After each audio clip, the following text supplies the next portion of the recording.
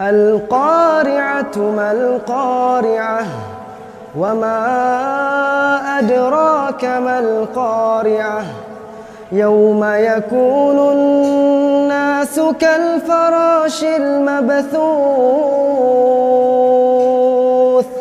وتكون الجبال كالعهن المنفوش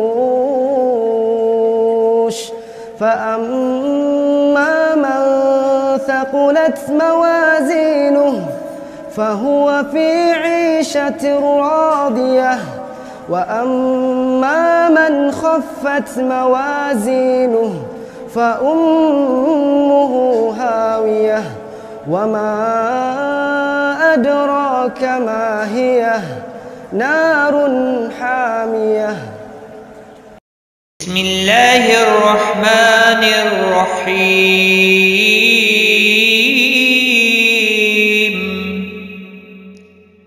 ألهاكم التكاثر حتى زرتم المقابر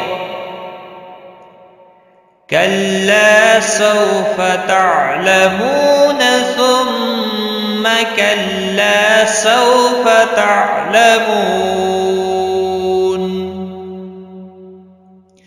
كلا لو تعلمون علم اليقين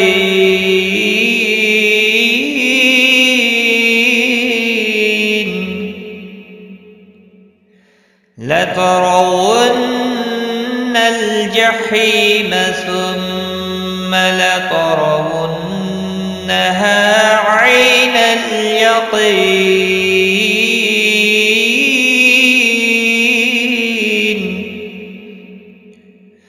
ثم لتسألن يومئذ عن النعيم. بسم الله الرحمن الرحيم. والعصر إن الإنسان لفي خسر إلا الذين آمنوا وعملوا الصالحات وتواصوا بالحق وتواصوا بالصبر.